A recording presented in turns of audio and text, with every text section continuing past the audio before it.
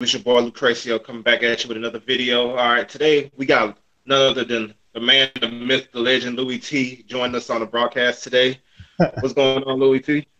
Hey man, pleasure to be here. Like I said before, I love this channel. I love your NBA insight. Not only have you done a thorough and excellent job of breaking down the finals and the playoffs, but you do a really good job covering the NBA. And I think more people should know about your channel. So I'm hoping that through different ventures and you getting out there more, people start to come to realize how good you are at what you do, man. I'm honored and blessed to be on your program tonight talking to you about the NBA Finals. I appreciate it, sir.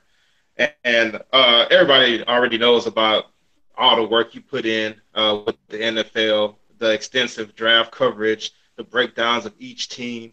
I know personally, Texans fan or whatever, it's difficult to find somebody that will put the time in to give you like a full of your team, your roster, and the draft or whatever. I know personally, I'm not the biggest fan of college football, so like a lot of times during the draft, it's kind of I don't really know everybody. You know what I mean? Yeah, I'm So with you. I think I'm not a college football guy myself, really. I mean, the majority of my time spent watching college football is when I start breaking these players down. I dibble and dabble during the college football season, but I'm an NFL guy myself, so much like you, I'm not a guy that is, really, really into college football.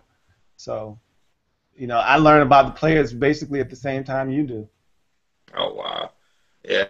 Well, I think we I think for all of YouTube when we say we appreciate the hard work to the videos Appreciate that, man. basing it. So no problem. All right. So jumping right on into the NBA, had quite a up and down finals to say the. So it started off with game one, which was fairly. We saw lead changes, into the third quarter before going to control in the game two knocked off the floor. Um, then we saw game three being a huge blowout with Golden State just being completely dominated the whole game and losing by 30. We had game four where like Cleveland would dominate game four, but they with the numbers won't show it, but what I consider to be a fairly poor performance by LeBron, followed by some unpleasantness at the end of the game between LeBron and Draymond, and a suspension in Game 5, which we saw LeBron and Kyrie both go for 41 points in a historic performance. And then Game 6, saw LeBron just completely dominate the whole game, 41, 11 assists, and like 8 rebounds. So naturally, it's been an up and down series to say the very least. What are your thoughts on this final so far? I think initially going in, much like yourself, and if people have been watching your channel, you basically thought that the first two games was just the Warriors taking care of home, and you felt like the Cavaliers were going to do the same, and that's the way that I felt the series would unravel before it even got underway. Now, the way that the Cavaliers were dominated thoroughly in the first two games, I did not see that coming, but I still felt like they were going to go home and they were going to take care of home, and then it would be a three-game series, essentially best 2 out of 3. But when they lost Game 4, it was almost to the point now where I just felt like, okay, the series is done. The Cavaliers are outmanned, they're outmatched. LeBron isn't being aggressive enough. I mean, that's a whole nother topic for a whole nother show. I mean, we could sit here and talk about the curious case of LeBron James for 2 hours. I mean, you don't really know which one is going to show up. Is he going to be Magic James, or is he going to be a guy with a killer instinct that goes out there and is looking to score? Is he going to try to set his teammates up and never really get into the flow of the game in terms of scoring? And it almost seems like he has to have his back up against the wall. It has to be an elimination game for him to turn that switch on. It helped that Draymond Green was out of Game 5, and I felt like LeBron coerced him and then went to the podium afterwards and dry snitched to get Draymond Green essentially, for a lack of better term, put out of Game 5 with that flagrant foul, and they upgraded it, and it changed the whole face of this series. If Draymond Green plays in Game 5, the Warriors had all the momentum at the time. This series is probably over, but because of his suspension, and I thought you talked about it very eloquently, that his presence was not only missed on the offensive side, but the defensive side as well.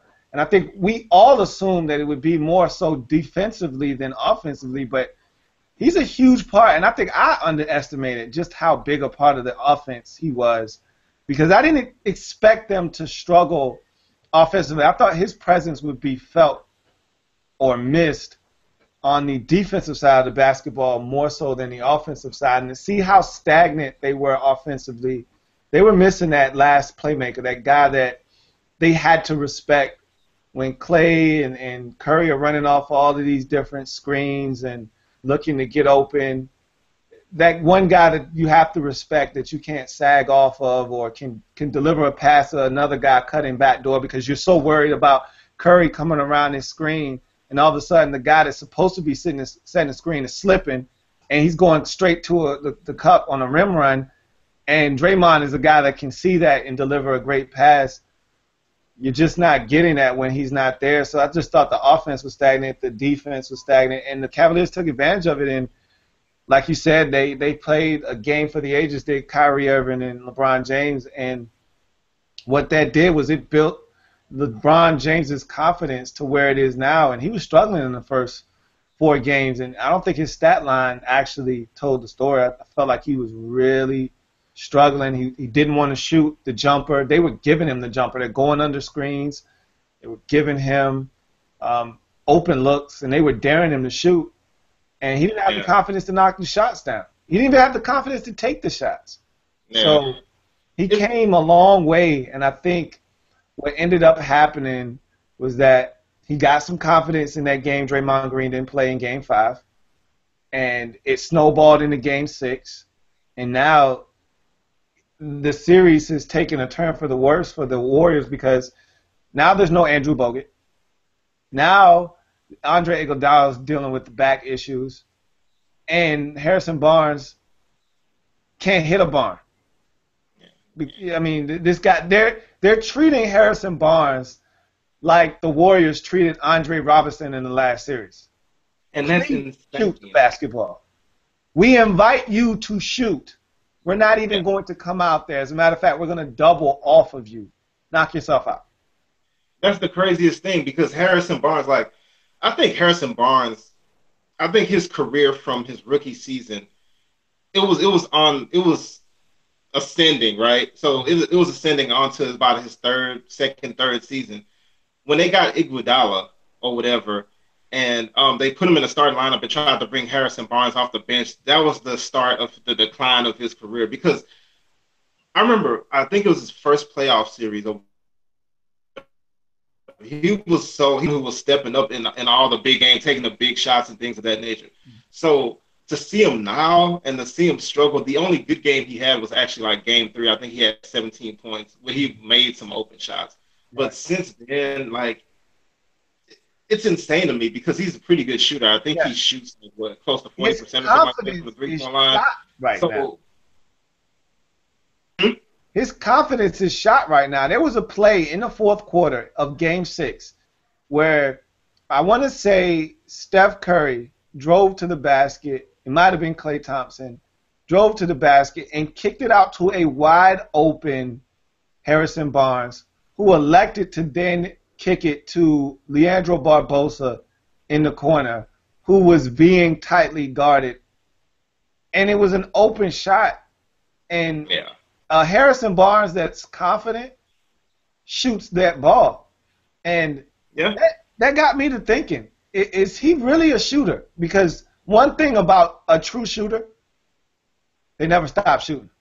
I don't care how many shots I've missed.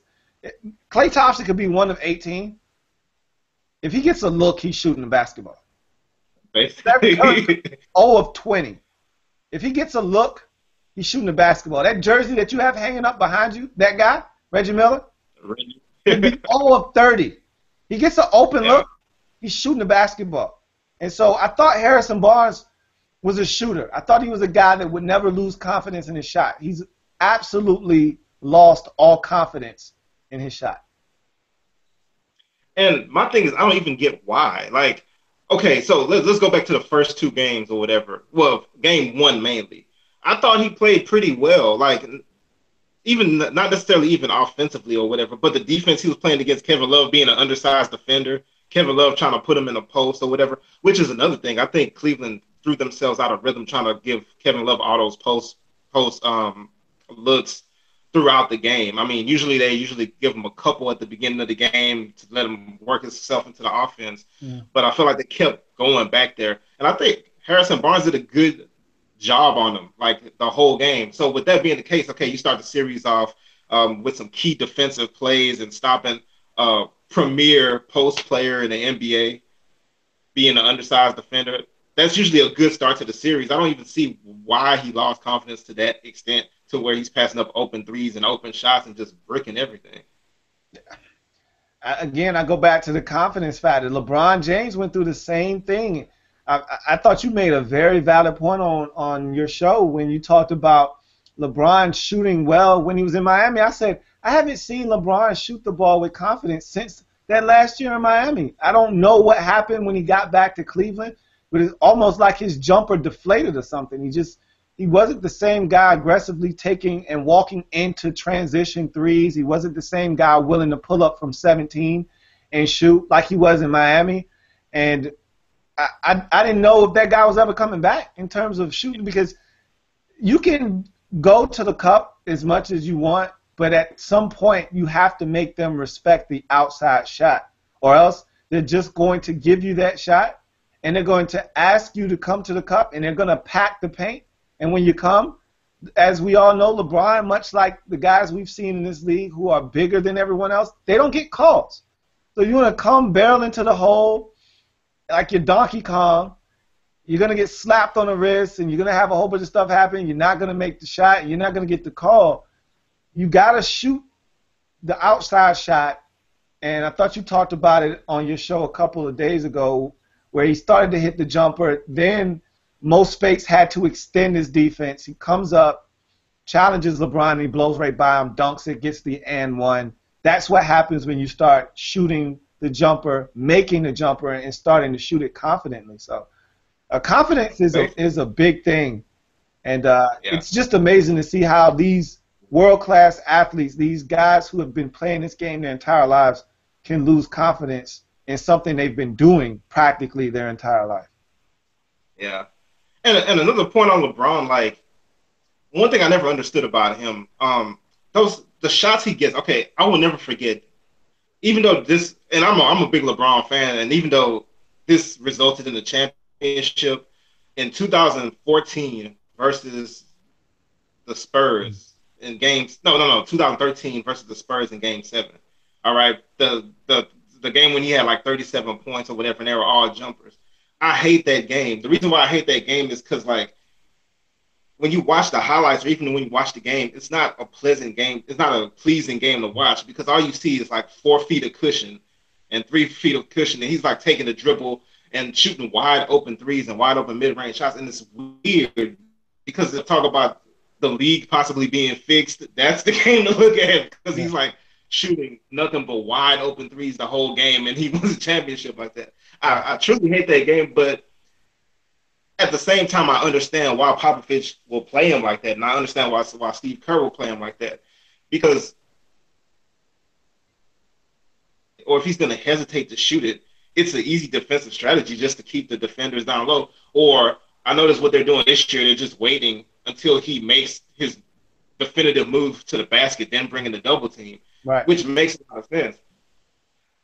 My thing with LeBron, those are good shots. The 17-footer, like, it's not a difficult shot to make. Like, if Yeah. they're giving you that, then they're giving you like a good way to beat them, basically. So, Yeah, the analytics uh, guys hate that shot, but if it's there, you take it.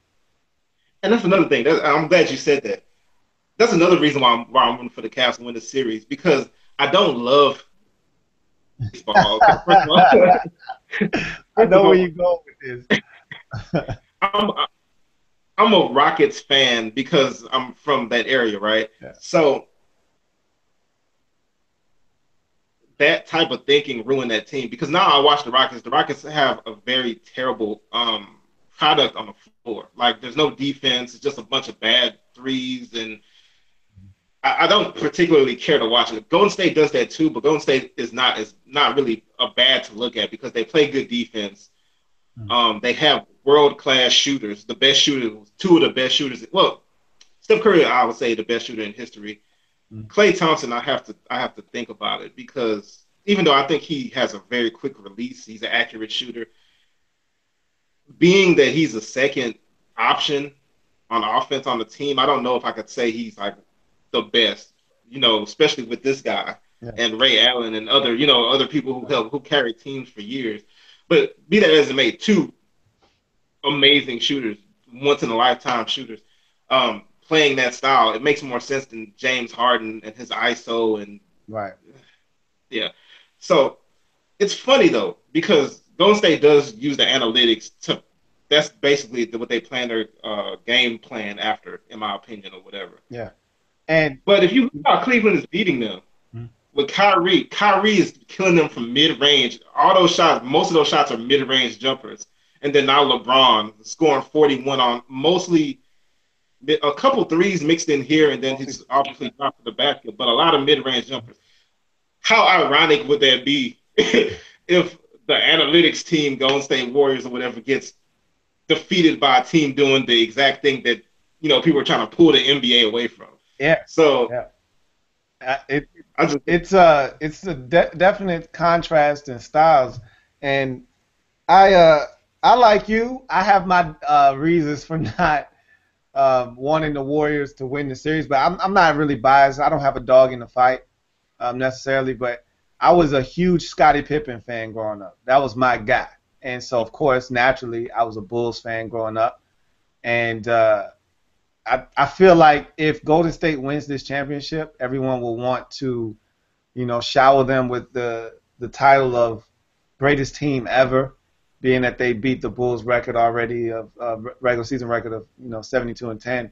yeah. So I'm sort of biased in that sense that I don't want to see them overshadow what I thought was the one of the golden ages of basketball, so to speak. And my Bulls teams that I grew up loving, watching them play. I personally, and I hate to do the whole era thing, and because you can't really do that, but I just don't want to see what the Bulls did diminished by this team. But you know what? At the end of the day, I just like watching good basketball. I could really care less what happens, and the Warriors are a joy to watch. But yeah, analytics is again much like the curious case of LeBron James. The analytics and what it's doing to the game and that the whole thought process. That's a whole nother conversation for her. We could sit here and talk about that for 2 hours as well. Yeah, I feel you on that. And the Bulls thing, I don't. Okay, this is my own opinion, and it's probably an outdated opinion. But even with Golden State, even if Golden State were to win the championship, which honestly I don't think. I think at this point that's a tall order, especially with Bogut and Iguodala, but mainly Bogut, in my opinion. I still don't think anybody's better than that 72 win Bulls team. I really don't. And that's coming from me. I don't even particularly love Michael Jordan because not obviously he's the best player who ever played at this point or whatever, but I don't love Michael Jordan because I always was rooting. I was rooting for Barkley. I was rooting for Clyde Drexler. Mm. I was rooting for even Kemp The only people I rooted for Jordan with is against the Jazz because I hated the Jazz more, right? So, but being that I'm incredibly biased against the Bulls, I still don't think this Warriors team definitely is not better than the 72 win Bulls. I don't know that anybody will be. The Warriors blew people out, but it wasn't like the way the Bulls won 72 games. To me, that was just the most dominant season I've ever seen. So even if the Warriors to win, in my opinion, it's not better than that. But it just depends. I guess it'll be the majority rule, and it'll be mostly like the kind of the younger Right, crowd or right. whatever I mean, watching this their naturally, team. that's Yeah, basically what you run to. Anybody my age or older probably go with the Bulls. Anybody that's, younger than myself, they'll probably be Warriors guys. So yeah, I mean that's generally how it goes. I yeah, understand. basically. So what's your take on the Curry meltdown at the end of Game 6? That was a really interesting. Can I say something real quick before I even jump into that? Did you see what his wife Aisha said on Twitter? Yeah, yeah, the NBA, man, the NBA is fixed. She catches a backlash for anything she posts. Yeah. I'm not going to mention it in this broadcast, but some of the memes that people were creating, honestly, I thought one was funny. I thought because of the performance LeBron had, there was people who photoshopped his head in Steph Curry's wedding pictures. So I thought that was funny, but then there was way more Yeah, inappropriate stuff yeah. being. Look, once people take off on Twitter and Instagram and all these different sites, man, it's they go off. So, but I digress. That whole I'm a huge proponent, and this is for any sport of uniformity with the officials. I thought Game 6 was poorly officiated, first and foremost. I'm a huge proponent of, look, I don't care how you call the game. I just want you to establish how you're going to do it and then consistently do that for the entire series. And I love the OKC Warriors series because the officials from game 1 to game 7 set precedents and said, we're not calling ticky-tack fouls. It's the playoffs. We're going to let you play. If you're not bleeding, if you're not missing a tooth, you're not getting a call. And so guys had to power through contact. I mean, it was rough down there. I mean, guys were getting hacked left and right, and they had to play through contact because the officials weren't going to bail them out in that series. In this series, the officiating has been all over the place. I mean, Kevin Love had 3 fouls within the first, 3 minutes of the game. Yeah. The third foul was egregious. The blocking foul on Draymond Green, had he made the shot, they weren't going to call the foul because the shot went in and came out. They called the foul, and it was an egregious call. It looked in real time to be a terrible call. It looked even worse when you slow it down and put it in slow motion. Steph Curry, I think his situation was that he was frustrated more so from the 5th foul, which was a clean pick of Kyrie Irving. He reached in the cookie jar and picked the pocket of Kyrie Irving. You don't see that very often. I think the officials just assumed because he picked Kyrie Irving's pocket, which never happens, that he had to foul him. But that was as clean as it gets.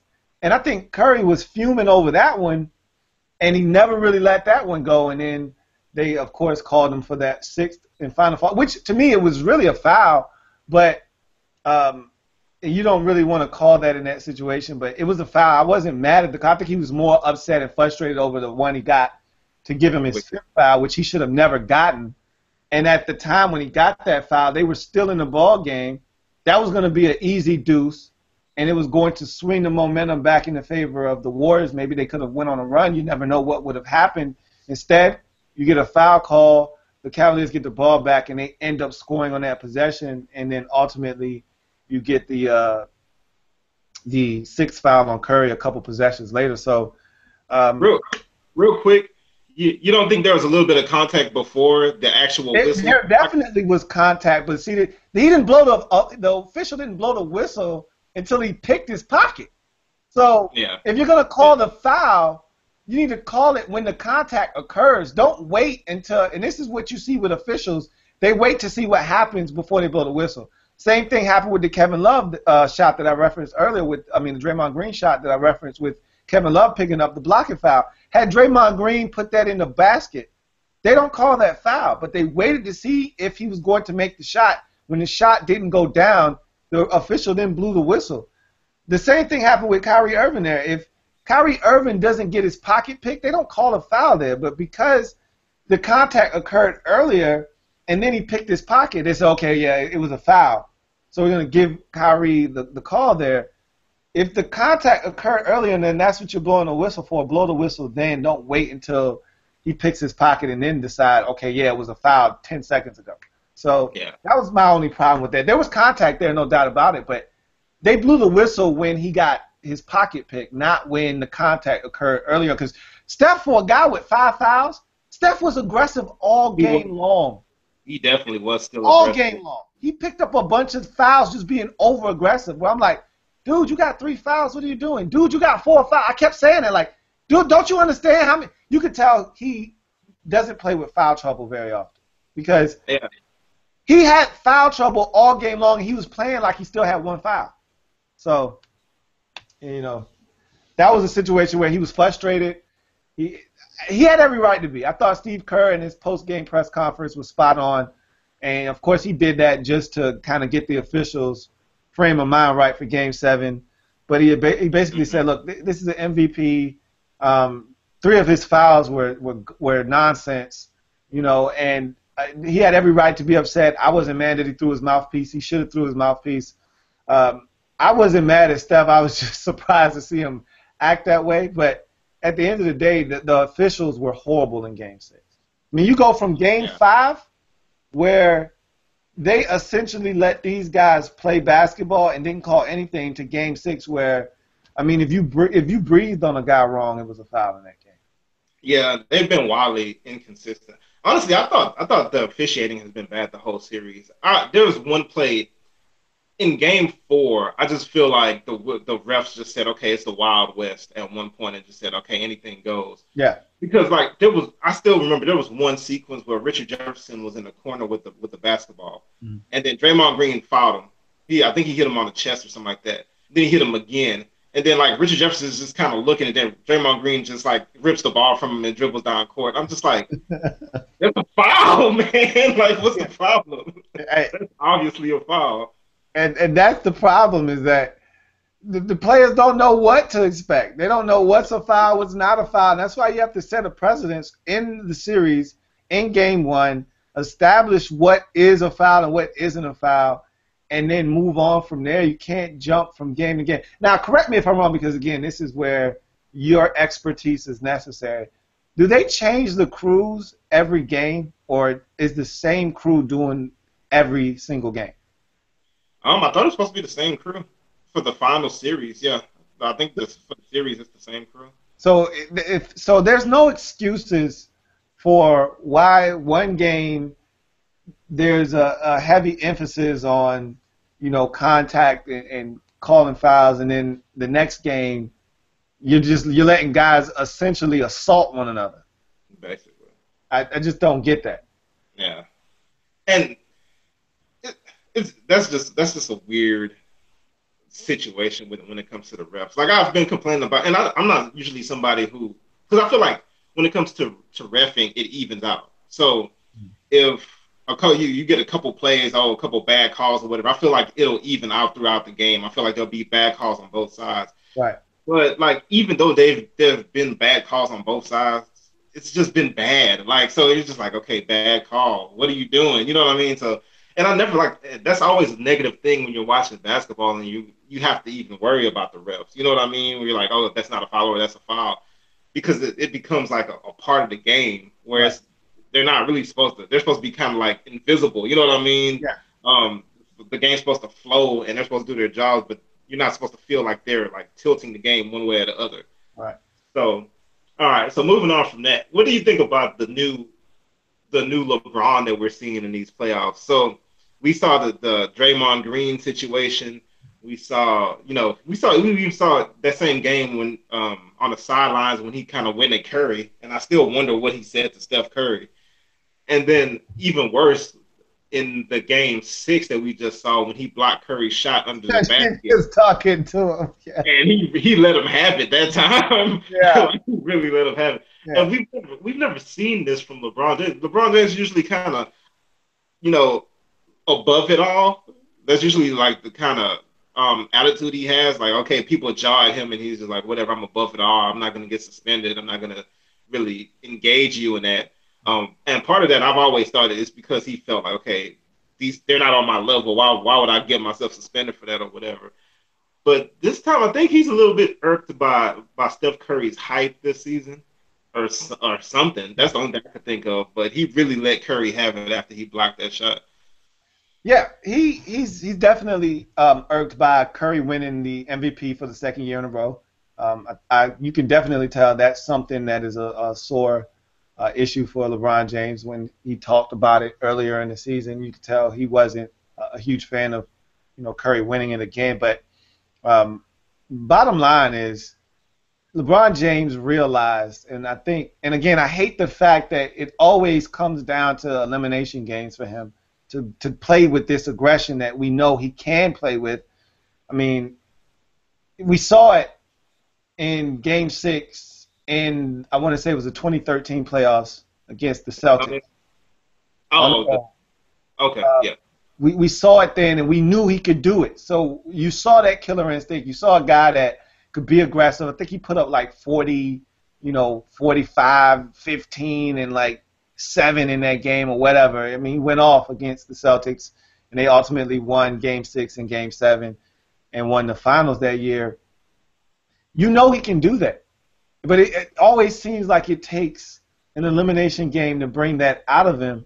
And it's unfortunate because he's supposed to be able to do that all the time.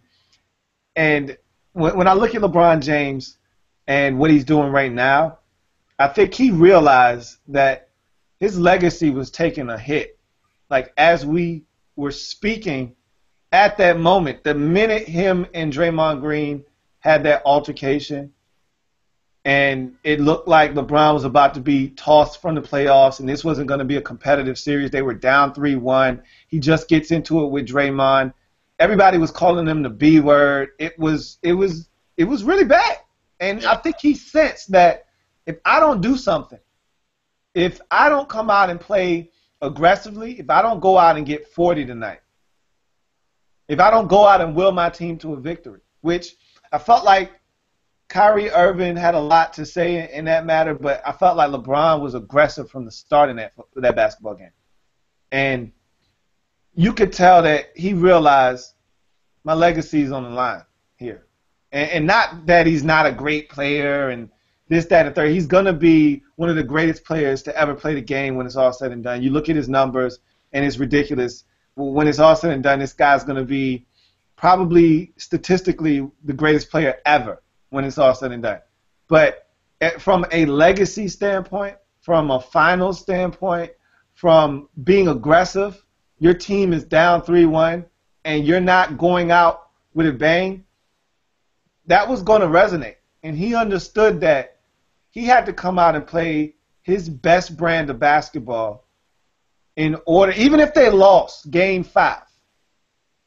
If he came out and he put up 40, 12, and 8, and they lost, at least you could say, well, damn, LeBron gave it everything he had. Yeah, It wasn't enough. But if LeBron came out with another one of these 24-point ho-hum games where he's passive, 7 turnovers, looking to set everybody else up, not looking for a shot, everybody was going to point the finger at LeBron James and say, hey, man, you're not good enough. Yeah. We're not going to put you in the Larry Bird conversation. We're not going to put you in the Magic Johnson conversation. We're not going to put you in the Michael Jordan, Kobe Bryant discussion. You're not good enough.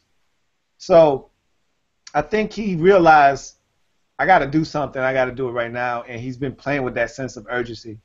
So let's see if he can do it one more time. Because if he wins this series, he'll go from GOAT to hero. And this will blow his legacy, to me, through the stratosphere if he can bring his team back from 3-1 against the big, bad, almighty Golden State Warriors. Yeah. And I agree with that. LeBron is, and I'm probably one of the biggest LeBron fans, just because I think as a basketball player, like there's nothing more that you can ask for a basketball player to do on the court than what he can do. But honestly, like he's an odd super. He's probably one of the oddest superstars when it comes to the unpredictable, like how unpredictable he is. Like, and also the kind of disrespect he gets. Like, do you? Well, I obviously wasn't old enough to watch Bird and all that stuff. But do you ever remember like Magic? You know, people really questioning, okay, is Magic gonna bring it or whatever. And I know Magic had a couple situations in the finals or whatever. Question, you know what I mean? You don't question Magic before Game 7. Oh, is he gonna bring it? What kind of Magic Johnson are we gonna see tonight? You know what I mean? The way people kind of you don't know exactly how he's gonna play in the finals or whatever.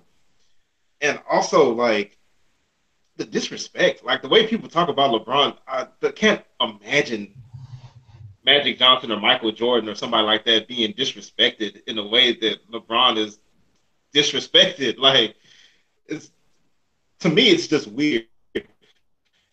I don't think people are appreciative of like what we're seeing. But then at the same time, when he gives you those games where he's passive the whole game, like Game 4, even though he comes out with 25 points and whatever, barely misses a triple double, it's still a bad game because we know what he's capable of. But And really, that game 4, if you watched it, he got like 6 or 8 points in garbage time when the Warriors were essentially letting them go to the cup, at yeah, the end of the game. So that stat line could be very misleading. It was a bad game. He was terrible in game 4. yeah, And it stemmed from him just being so passive aggressive. And like you said, nobody would ever step to Magic, Bird, Mike, Kobe, any of those guys because they were all killers in their own right. Okay? If anybody ever challenged Michael Jordan, you would get 60 hung on your head. If basically. you Larry Bird was one of the best trash talkers in NBA history. You go ask anybody and they'll tell you Larry Bird would give it to you. But even more so, you talk trash to Larry Bird, you're getting 50 dropped on you. And the thing with LeBron is you don't know if I say this, and I can't confirm nor deny this, but I just feel like LeBron would much rather go out, score 25, dish 12 assists, and grab 11 rebounds than go out and put 47 on somebody's skull. That's how he's wired. He's not Kobe Bryant. Kobe Bryant, he wanted to go out and he wanted to cut your head off. And he wanted to stab you and watch you bleed on the ground. He wanted to put 61 on you. That's not how LeBron James is wired. He's wired to be a facilitator, an all-around basketball player. He's more Magic than he is Michael. I think everybody can agree on that. But the difference is you knew what you were getting out of Magic each and every single time he got on the court. Now, Magic didn't have a great jumper. LeBron doesn't have a great jumper. And Magic's, set shot jumper got better, towards the end of his career. But you knew what you were getting out of Magic on every single night that he stepped out on the court. There wasn't this fluctuation between scorer and, distributor and all of this. And is he going to, there's times when LeBron will get the basketball and he'll defer to Kyrie Irving. Like, what are you doing, man? Yeah, I think he wanted it that way. Huh? I think he wants it that way. That's why I think Kyrie Irving was almost like the perfect point guard to play with him. Because like I honestly think I really think he wants it that way. My thing is, I think the difference, and I'm not the biggest Kobe fan, but I think the biggest difference between, okay, so here's an example. I want to say last game, right? I think LeBron had it at the top of the key, and Iman Shumpert was on the wing, right? So he was open, but the defender was closing out on him, and like LeBron passed him the ball for a shot, Right. and I'm just like that alone, even though it was just a simple pass or whatever, that alone shows you the difference between because I think Kobe's philosophy is you don't ever pass it to somebody who has less of a chance to make a shot than you. Yeah, right? That's Kobe Bryant's philosophy. Yep. So in that situation, Shumpert, even if Shumpert's wide open, he doesn't have a better chance of making that shot. So it's just interesting. But honestly, I think when it comes to LeBron, I think he is a natural passer, and I think he was kind of forced to try to be the scorer or whatever. Because I will always remember it was one of the early playoff series versus Detroit. And I'll touch on this quick so I can move on to the next point. Are you about to reference the Damon Jones pass? No, it wasn't even the Damon Jones pass. It's the Donnell Marshall pass. Okay. So Yeah. Yep. so that first Piston series in the so I think it He's was gonna make the right basketball play. play That's what it all exactly. boils down to. Yeah. He's gonna make the right basket. Like that pass that you're referencing to Shumpert. It was a beautiful pass. It was a skip pass to the corner, wide Hmm. open, and he missed the shot. But that's what LeBron James is. He's gonna make the right basketball play. The guy is cerebral in that regard. He's gonna make the best decision from a basketball standpoint. Whereas most people are like, you're the alpha male, you take the shot. I understand that, you know, if you're LeBron James and you penetrate and you suck the defense in and you kick it out and Dellavedova is open for a game-winning three, that's the right play. But in most people's mind, they're saying, don't kick it to him. He's not a shooter. You shoot the Yeah, ball. In LeBron's mind, he's saying, no, he's open. I got to trust my teammate. I'm going to pass him the ball and let him shoot it. exactly. He's open. He shoots about 40%. This is a better play than me going for a layup for a contested layup in the lane. So, all right. So moving on to the next thing. So obviously, okay. So we saw Kyrie Irving have the 41-point game this last game. Not this last game. The game before last, right? Mhm. Last game he had 23. Game one he had, I believe, 26 points, but he shot a poor percentage. But I still like the way he played in game one. Game two, he had like 10 points. Game two was a throwaway or whatever. Game two, everybody had a bad game in game two. Game three and four, over 30 both games. What do you think of Kyrie Irving's emergence in these finals? I've always been a huge Kyrie Irving fan because I'm a Duke Blue Devils college basketball fan. So I've always been a Kyrie Irving fan. And I used to give Kyrie a hard time, especially when he was by himself in Cleveland, because the ball would stick. You know, he wasn't a guy he would dribble out, literally dribble. I would watch him dribble out the entire 24-second shot clock. The ball would not move, almost like Carmelo Anthony, Yeah. and he would shoot it. And he has evolved as he's gotten older, and it always helps when you play with better players because they demand more of you. But I know he was capable of this. This isn't a surprise to me that he's dominating the way he is because this guy's a scorer. This guy is a guy that can create off the dribble, and I think he's taken over from Tony Parker as the best finisher around the rim. Either hand, either side of the cup, this guy can finish in some of the most extraordinary ways you've ever seen in your life. So he has that going for him. What I didn't know was that he could shoot it as well as he could from behind the arc. I knew he had a nice mid-range game. I did not know Kyrie Irving could shoot as well as he can from behind the three-point line. That's something that did surprise me. But his emergence in this series doesn't shock me at all. I'm really more interested in seeing if he can continue to do this over an extended period of time. They're going to need his offense in Game 7. I want to see if he can shoot because I want to say Game 5 when he went off for 41. Go look at his field goal percentage in that game. It was ridiculous. It was Ridiculous. 70.8. 70.8 he shot from the field that game. 70%? Are you kidding me? 71% from the field? Yeah. Insane. 17 So, for 24. It was definitely amazing. exactly. Can he sustain that is what I'm looking for. Can he be because we've seen Kyrie take some ill-advised shots before. Yeah. Can he sustain that kind of efficiency? That's what blew me away in Game 5 more than anything else. He took some tough shots, but it was the efficiency. that he shot. I thought everything was in the rhythm and the flow of the game. I just thought he was very efficient. Can he continue to be efficient? Yeah, his mid range game is I'd say we have seen some really good mid range shooters. In the last series in the Eastern Conference Finals, we saw DeMar DeRozan. I thought DeMar DeRozan was freaking awesome. His mid range game, and I had not really gotten the chance to watch him because it's Toronto. They don't have that many national TV games Right. or whatever, and naturally I'm don't really pay too much attention to the Raptors. But seeing him in the playoffs, he like torched the Cavs in those games that they won, and he was nearly unstoppable from those mid range. He was getting, you could tell he had certain spots that he just got to, and he was basically just killing them or whatever. But then we saw Kyrie in these finals, and from mid range, he is a problem. Yeah. Like he didn't even have to shoot threes. He's a pretty good 3-point shooter too, but he didn't even have to shoot threes. He Right. can eat you up. He can eat any point guard up from those mid range jump off of one screen, one dribble in, bucket every time. Right. Like he literally do that, and that's a shot that's going to be there every single game. So it's interesting.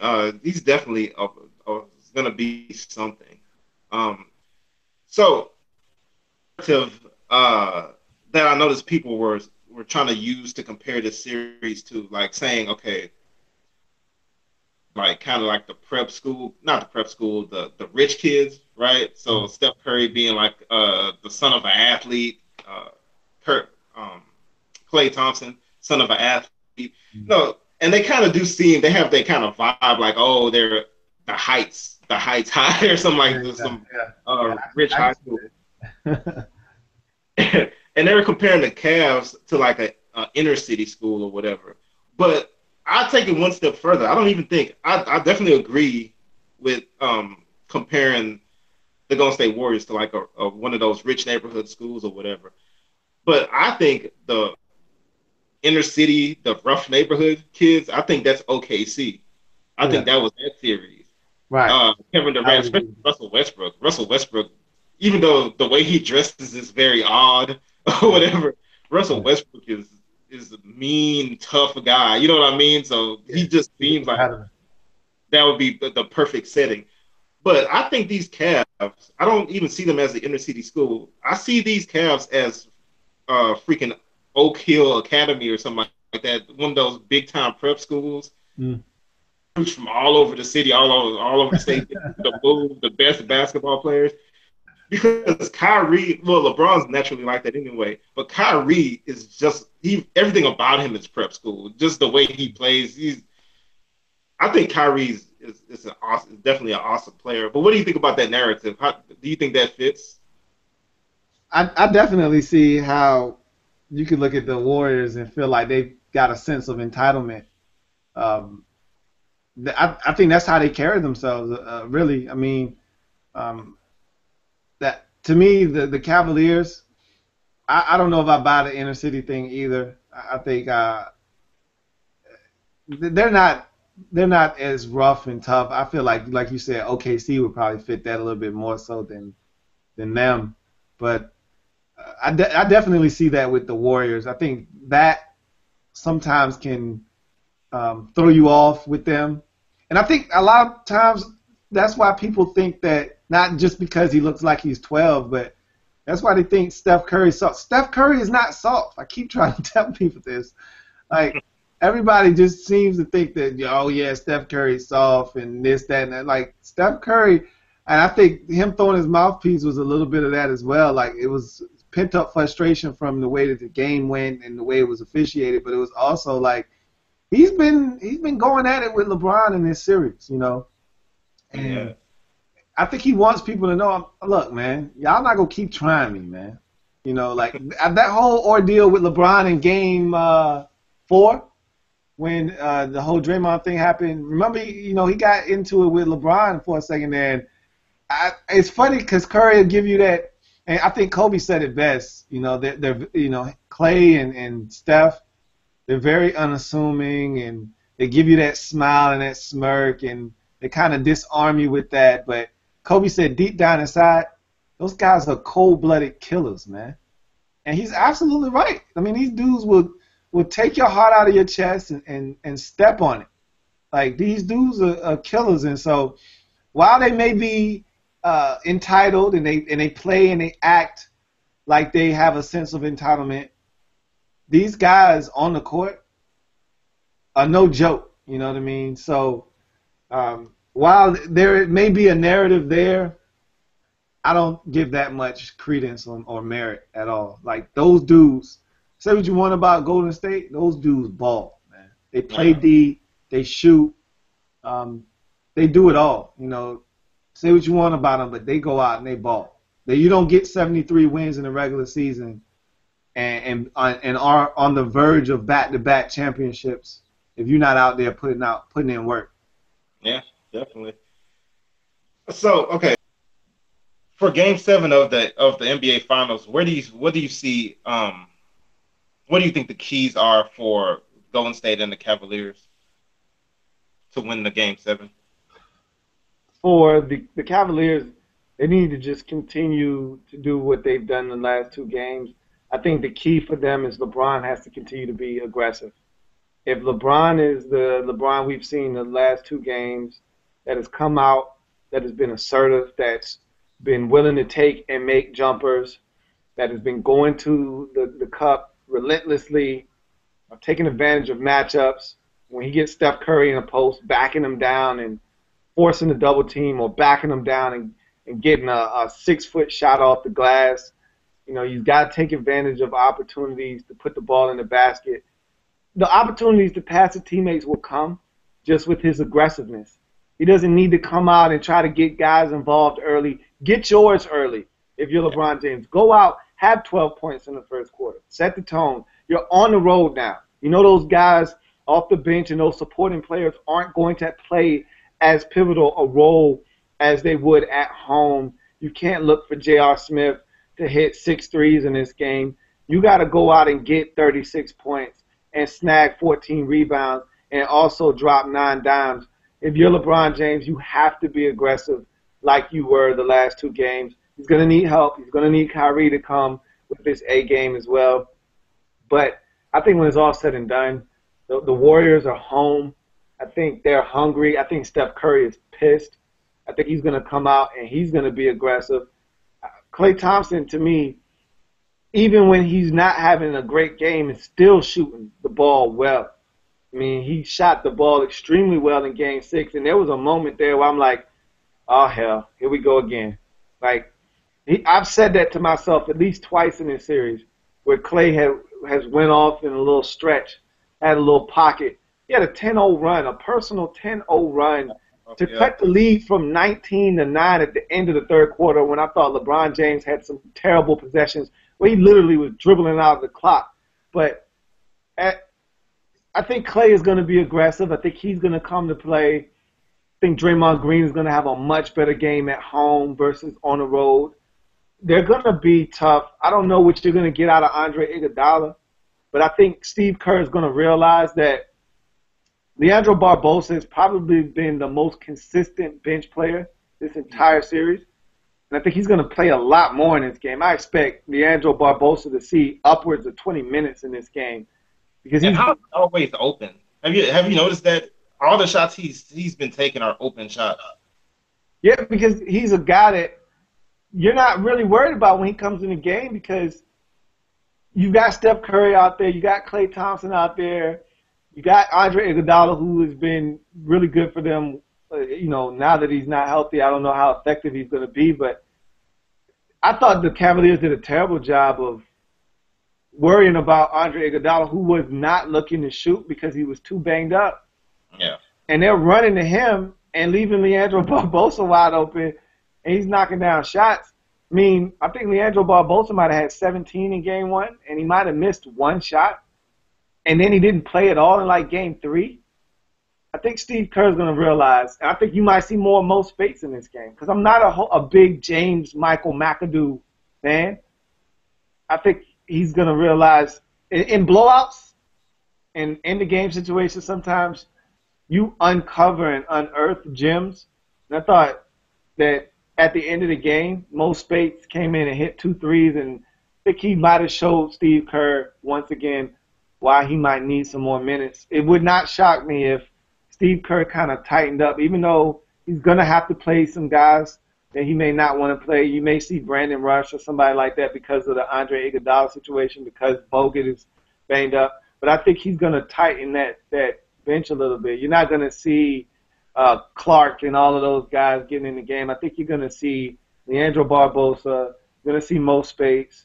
You're going to see Livingston, and you may see Brandon Rush, but I think he's going to tighten up their rotation, and I think they're going to come out with a sense of urgency. It's Game 7. I think they're going to play well enough to win, and they're going to beat the Cavaliers in Game 7. For whatever it's worth, um, Brandon Rush had a plus minus of plus 18 Yeah. in this last game. I don't, for whatever it's worth. Hey, look, Brandon Rush is a guy that, as a Memphis Grizzlies fan, I would love to have Brandon Rush on my team because he can shoot. He's a three. He's a D and 3-and-D guy, and I actually thought he came in and played against LeBron well. I thought he came in, used his length, really bothered LeBron, shot a little bit. And this goes back to Game 5. I thought he gave them some good minutes in Game 5 when LeBron was going off. So I like Brandon Rush. For some reason, he just doesn't get a lot of minutes in Golden State. You know, ever since he tore his ACL or his Achilles, whatever it was, like 3 years ago, he was an integral part of that team, and then he got injured, and since he's come back, he just hasn't been able to really crack the rotation consistently. So he's a long defender, a guy that can shoot the basketball. It would not shock me if he got some minutes in Game 7, but I think Steve Kerr is going to tighten that bench up, and I think he's going to go with the guys he trusts, and I think he's going to trust Barbosa, Livingston, and I think you're going to see Mo Spates in this game as well. Yeah. Yeah, I thought that was a funny stat. Like I'm looking at the stat sheets for Golden State for Game 6. It's like He Curry. probably was in the game when Clay went off on that personal 10-0 run. Mm-hmm. He probably was in the game for that, and so it's not hard to get a quick plus minus of plus 18 when Clay goes off and LeBron is dribbling the shot clock down to 6 and taking 19-foot jumpers, contested 19-foot jumpers. So That was terrible. I just thought that was interesting. Everybody else on the team was negative, but Brandon Rush was there with 18. So that was interesting. I don't know. For me, naturally, I'm picking the Cavs. I think at this point, I hate to use the cliches of awoken the sleeping giant and things of that nature, but in this case, I kind of feel like it applies. Like I feel like LeBron didn't play well the first two games. Obviously played better in Game 3. Game 4 played terrible. They said he was getting calls from everybody, old legends, and everybody was getting in his head. And then he comes out with two 41-point performances. I feel like, and another thing I saw at the end of the last game, he doesn't seem fatigued at all. Like throughout the season, they cut his. I want to say he played like 70 games this season. No, I can't find the. I could go on the stat sheet and find the actual number, but I feel like it was only like 70 games or whatever because he sat out quite a bit. They swept round 1, swept round 2, played 6 games in round 3, right? And now, going into Game 7, I think he's relatively still fresh, right? And if he's still fresh, I think what are the limits of what he can do in Game 7? Me personally, I would never bet against LeBron in Game 7. Like I've seen him in a couple. He's the two in Cleveland, which is I think is that Detroit series which they lost. I know he lost 2 in series in Cleveland, like and the Game 7 versus Boston when he had 45 points when him and Paul Pierce had that shootout. right. Every other Game 7, he won all of them with Miami, and I just think at the end of the day it's going to boil down to the best players on the court, and I think the best player on the court is LeBron. And in this series, I think the second best player on the court is Kyrie, and I think that's what. Okay. I think Kyrie outplayed the MVP in the finals so far. So, and then followed by Curry and then Clay and from there. I also think Tristan Thompson has been having Man, a heck I of a don't think we talked about him enough. was talking to my dad, Hmm. and I said, man, Tristan Thompson is a beast. I He is. mean, what he does for this Cavaliers team, I think it bears mentioning, man, because to me, he's the star. He's the straw that stirs the drink with the Cavaliers. I mean, his hustle, his energy, his offensive rebounding. I just think his energy is infectious, and the things that he brings to the table are those intangibles that you just can't coach and you can't measure. I love what he brings to the table. I remember when he got that deal, and I said to myself, is Tristan Thompson really worth that much money? You damn right he is, man. Tristan Thompson is legit, man. I love Tristan Thompson and what he brings to the table. And I'm glad he's shooting free throws better too. Yeah. It's rare, and I honestly have to say, like, it is rare to get excited over like rebounds and stuff. But the way Tristan Thompson plays, like, and that's another thing. It's funny. We were talking about earlier, like how the styles conflict between Golden State and Cleveland. I think Tristan Thompson, in a weird way, kind of gives Golden State a little bit of their own medicine because Golden State's the base, in my opinion, the base of what they do is demoralization. So the fact that you can play them you can play very disciplined defense on them, keep the score down, um, and once again play discipline the whole game, and then they can still the second you make a mistake, or even if you don't make a mistake, still get hot and be up 15 points just like Right, that. right. I feel like that's very demoralizing. Mhm. But when it comes to Tristan Thompson, I feel like he has his own way of demoralizing a team, right? So I feel like there's been quite a few possessions where Golden State's team defense, has been solid or whatever, and they end up forcing a bad shot, but it doesn't matter because Tristan Thompson just is going to gobble up the offensive rebound. So that's demoralizing. You waste all that energy on defense. Oh, recover. Oh, get this man. Oh, everybody's recovering to their man. Perfect defensive possession, but you can't rebound. Right. And you can't rebound, then what do we waste all that energy for? And they still score anyway, or else he takes it back up and gets fouled. So I feel like he gives them their own medicine. Because just like Golden State will demoralize you, Tristan Thompson will demoralize you. And another thing, and one thing that you see with him, Tristan Thompson is an undersized center or a power forward. He's like, I wouldn't even give him a centimeter over 6'8". Yeah. You have him in there battling when Bogut was healthy with somebody who's like 7'1". These big centers or whatever, and he's out rebounding all of them. Like there was one game earlier this season, I think Tristan Thompson had like 12 rebounds. I looked at the stat sheet. Andrew Bogut had three. Yeah. So it's like, how is this even possible? Yeah. So I think Tristan Thompson gives them a little bit of their own medicine. I think he's going to be another factor. I like the way he plays, even though he's not the best offensive player as far as like shooting and things of that nature. I feel like he knows where to go on the court. I feel like, okay, if they're not watching him here, they're not going to watch him from like 15 feet. But as soon as you turn your head, I'm cutting to the basket, Yeah. or like You. in Yeah. transition, running to the rim or whatever, getting all those alley. That rim run he had, where he just beat Festus Ezeli down the court, and LeBron threw the most gorgeous bounce pass you will ever see. Yeah. And he has great hands. A lot of these bigs in the league can't catch. Hmm. Tremendous hands, and I just, I, I think the thing that a lot of people, and myself included, didn't really realize with Tristan Thompson was how well he could defend out on the perimeter. Though, I mean, they're That's switching, the thing. Yeah. and I like the reason I said okay, OKC can do what they do defensively against the Warriors is because they can switch everything. Serge Ibaka is comfortable defending 23 feet away from the basket. So you Hmm. can naturally then switch everything and you're not at a disadvantage defensively. Well, in this series, I said you can't do that because Tristan Thompson can't guard Steph Curry or Klay Thompson 23 feet away from the basket. That's a mismatch. He's been Yeah. guarding these guys away from the basket, and every now and again he'll foul somebody on a shot.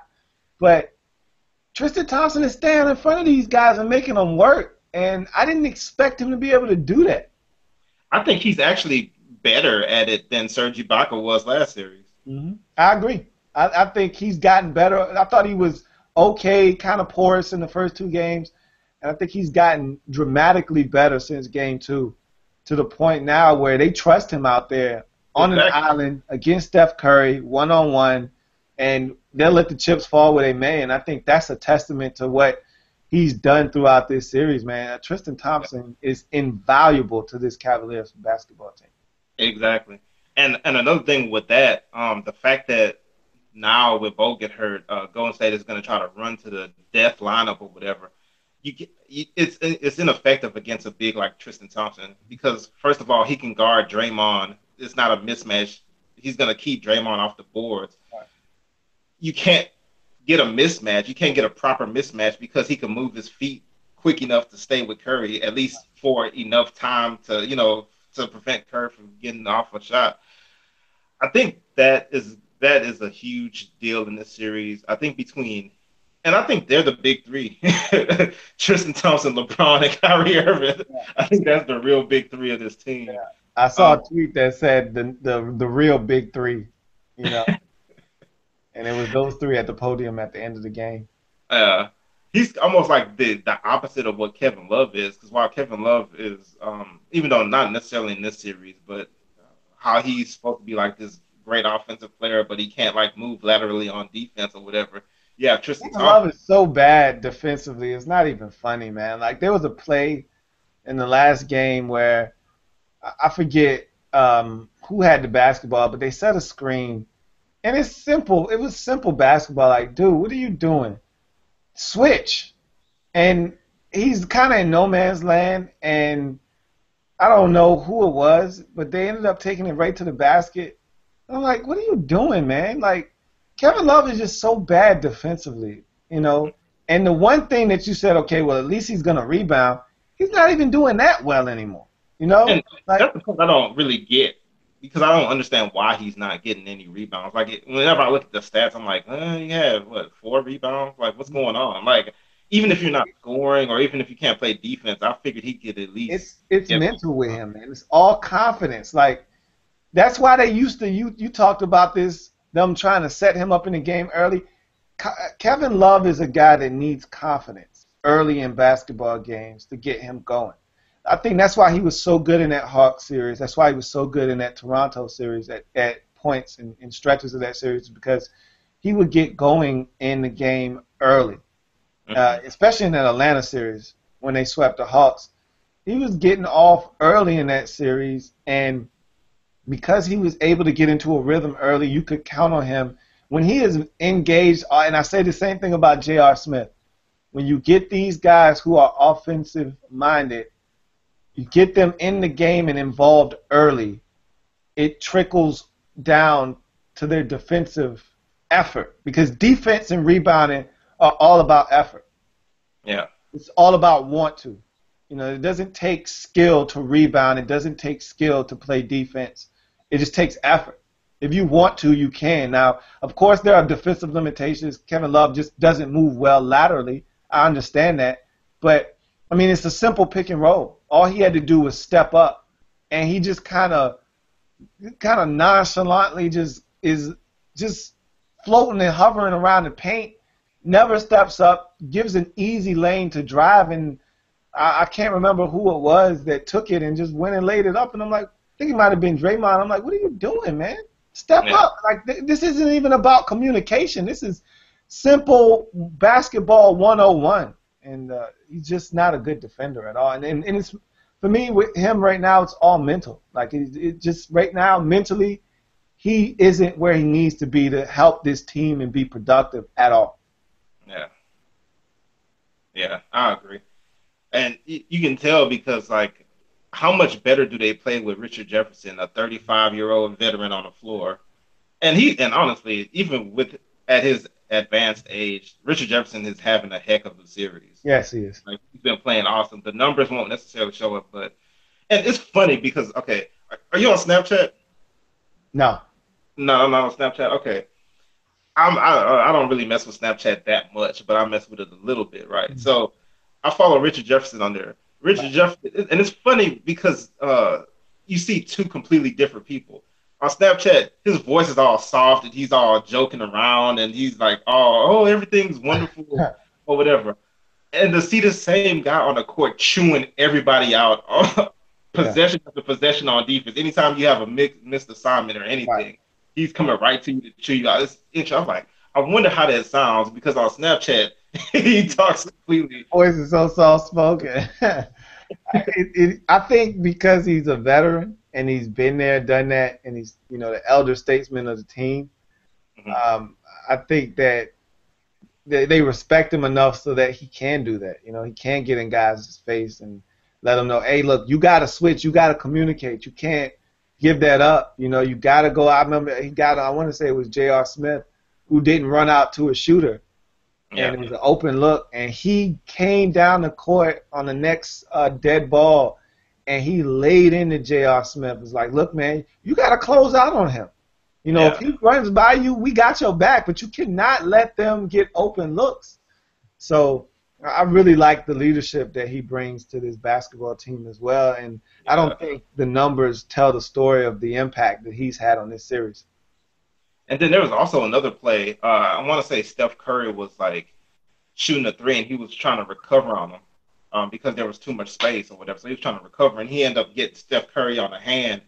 And this was last game, so he was in foul trouble as well.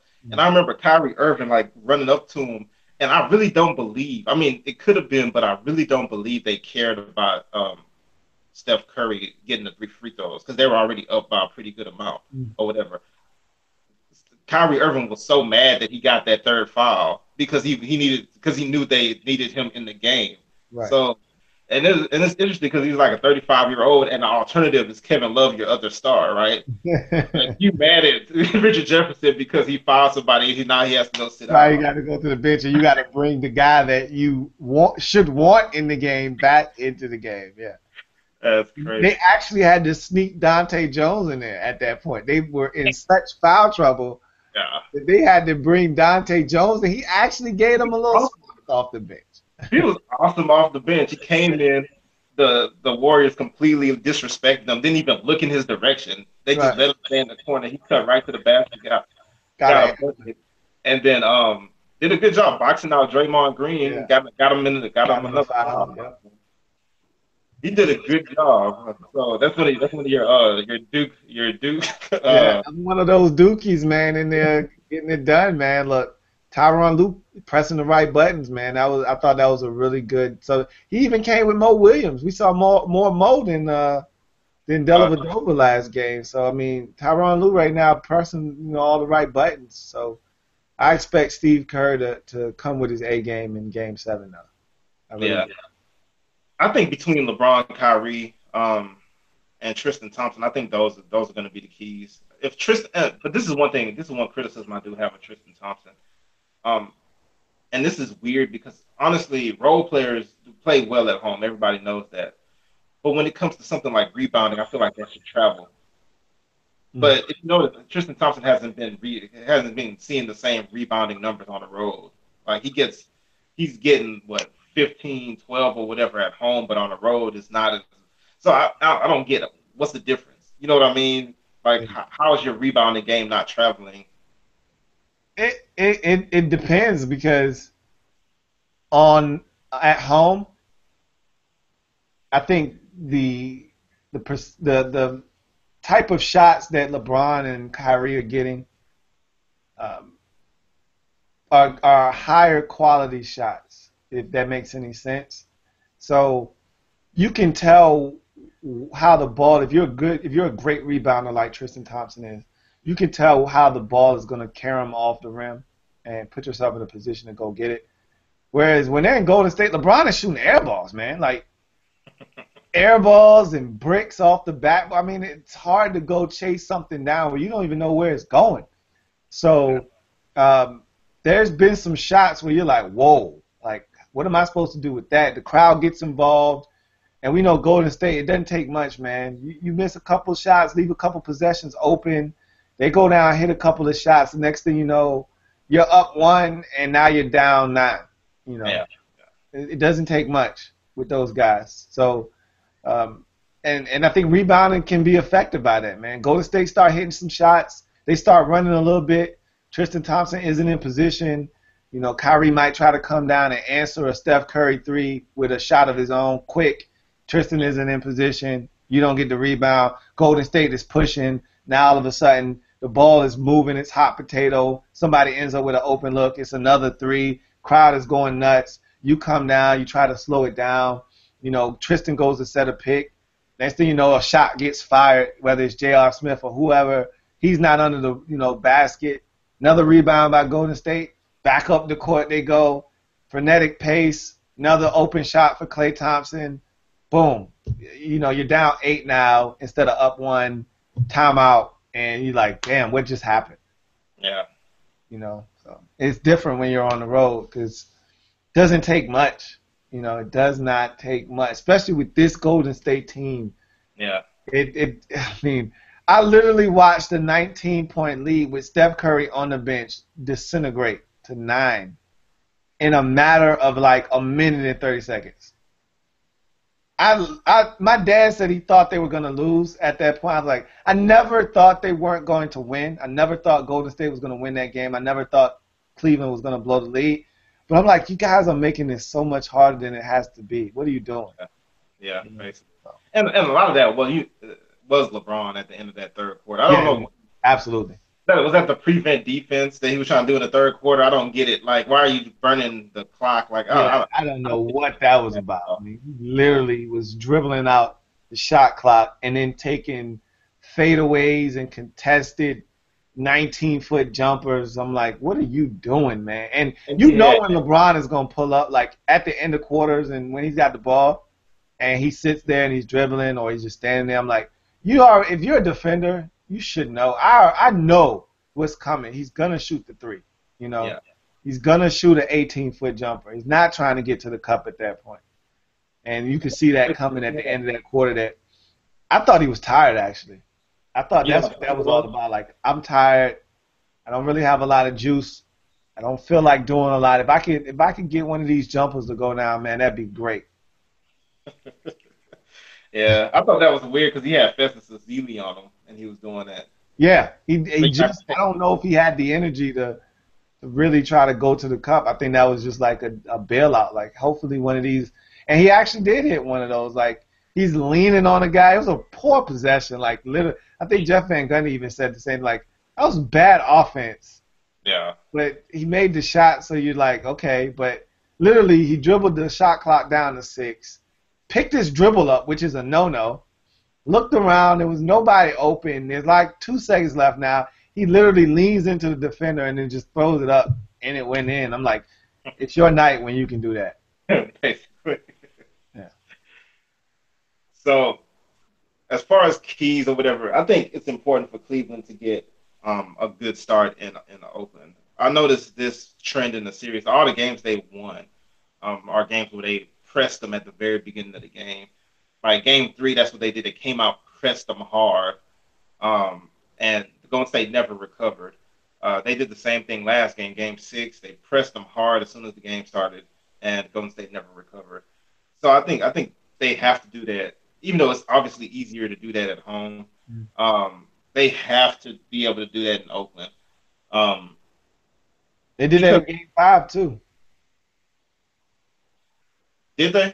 See, I don't remember. It wasn't like 30-10 like it was in game 3, and it wasn't like game 6 where they were up, 18 or 12 or whatever it was in the first quarter. But they took the crowd out of it because Golden State jumped them like right at the beginning. It was like 12-3 or whatever.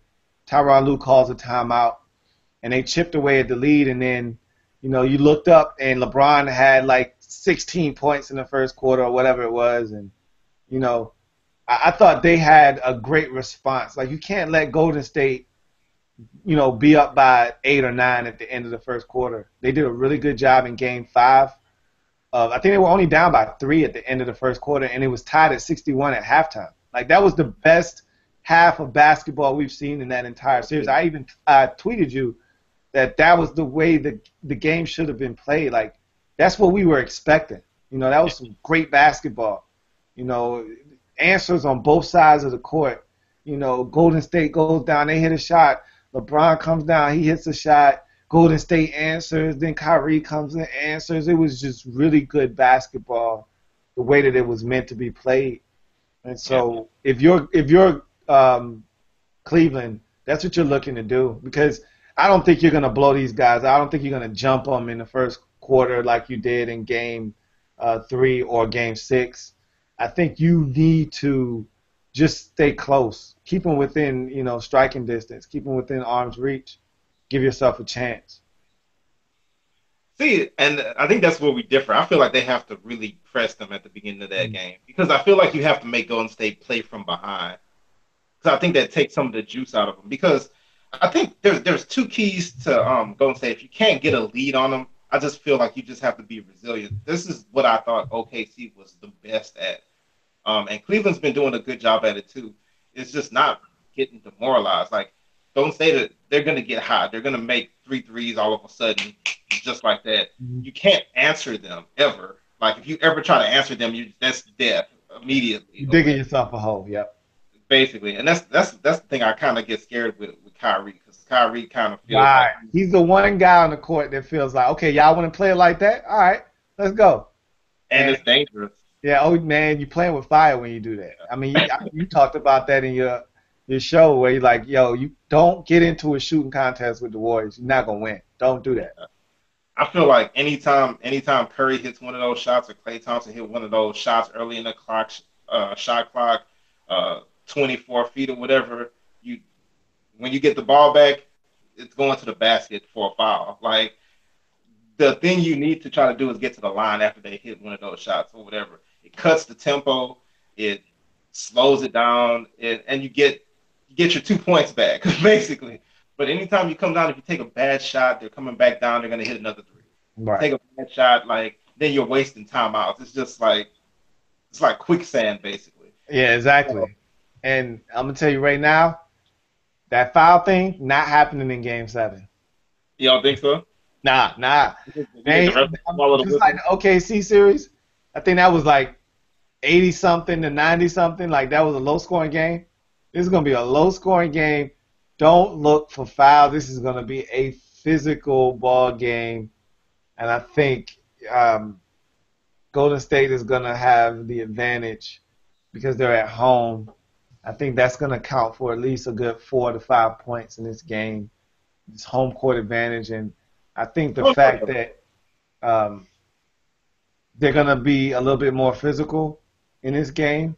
And even though Curry and Clay don't like the physicality and all of that stuff, I think the physical play is going to impact the Cavaliers a little bit more so because they're the ones that need to get to the hole to get to the basket. The Warriors can shoot threes all day, shoot jumpers all day, and be fine. Whereas the Cavaliers need to get to the basket. Tristan Thompson needs to get to the free throw line because they're gonna foul him, And if they're not calling it, if LeBron is going to the cup and being aggressive and they're not calling it, that could be a problem for the Cavaliers. That's interesting. Because I actually think if the game's really physical, I think that favors the Cavaliers even being on the road. Because I just feel like without Bogut, and without Iguodala or whatever, those are kind of a little bit of your muscle. You know what I mean? Like Draymond Green a little bit, but not really. You got Festus Ezeli, who's not going to really be a You factor. don't want this isn't the series for Festus Ezeli. This isn't Yeah, the series. yeah, it definitely isn't. So I think with LeBron and Tristan Thompson, and we'll see what we get from Kevin Love and Richard Jefferson. All those guys, I feel like if it's a physical game, I feel like it favors them more so than the Warriors. Yeah, I see. I think that's playing into the whole soft narrative, and Warriors can't do this and do that. Like I Well, said, they've been I wouldn't say that. contacted, I huh? don't feel like they have the bodies to play physical with the Cavaliers. I don't know. It's not that They're I'm not, thinking. but see, they're not looking to bang with them. Like I said, they're gonna shoot regardless, physical, not physical, whether they got to take it from 27 feet away from the basket or they're gonna shoot. Like But they can't though, like because the way the Cavs are playing defense with them, like when they trapping all the screens, so it's not even a matter of switching or whatever. When you come off the screen, you got two defenders in your face.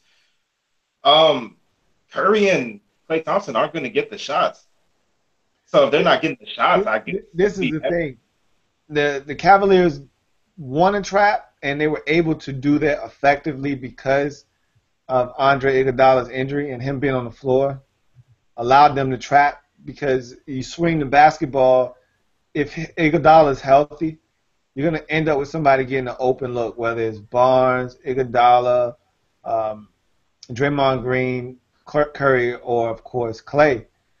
With having a guy on the court that is essentially a non-factor allows you to trap because you swing the ball and that guy that you don't really care if he shoots it or not ends up with it, you're fine.